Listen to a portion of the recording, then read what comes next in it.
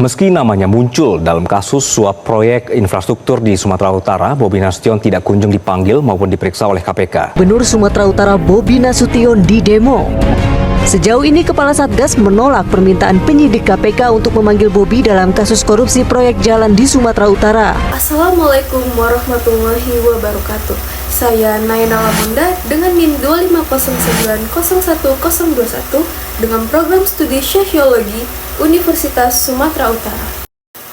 Nah, di video ini kita akan mengkaji bagaimana mega infrastruktur di Indonesia mencerminkan relasi kekuasaan, praktik politik elit, dan berbagai persoalan tata kelolaan yang menyertainya.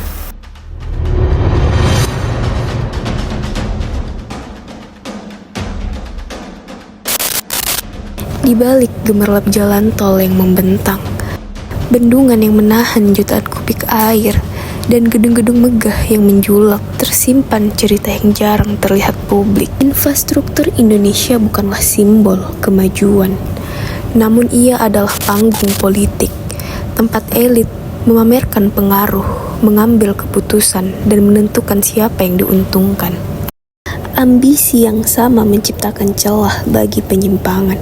Anggaran membengkak, pembebasan lahan kerap merugikan warga, dan proyek-proyek megah kadang berhenti tanpa kepastian.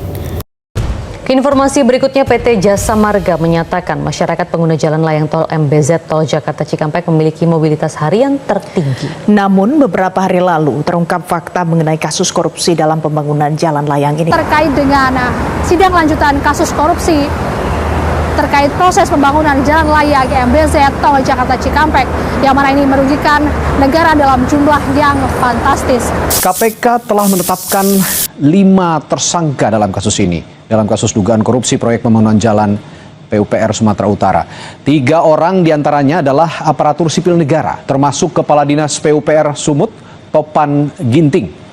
Ketiganya adalah penerima suap dari 2 pihak swasta yang juga ditetapkan sebagai tersangka. KPK mengusut dugaan korupsi 2 proyek pembangunan jalan di Sumatera Utara. Nilai total proyek tersebut mencapai 231 miliar rupiah.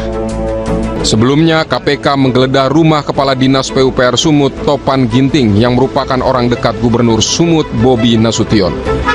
Dari penggeledahan tersebut, KPK menemukan uang tunai 2,8 miliar rupiah dan senjata api jenis Baretta beserta amunisi. Inilah proyek yang paling berbau skandal korupsi. Rencana menjadi pusat pelatihan atlet bertaraf internasional. Namun kini hanya menjadi rumah hantu di atas bukit.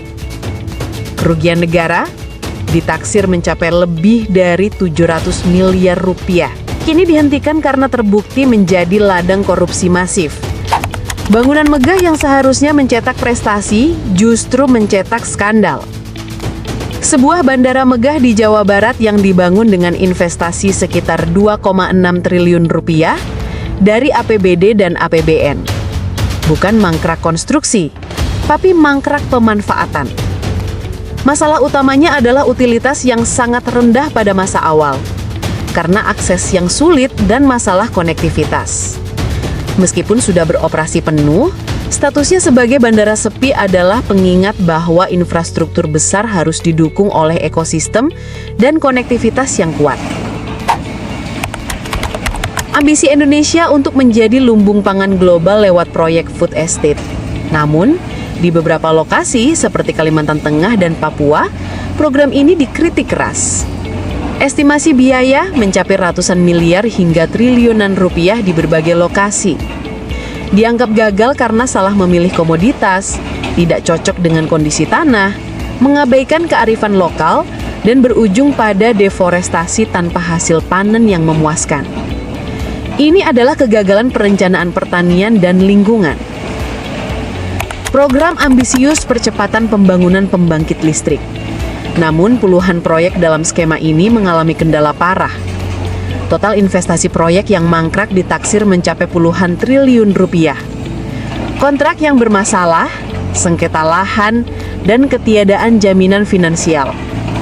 Indonesia terpaksa membayar denda kepada pengembang untuk proyek yang bahkan belum selesai dibangun.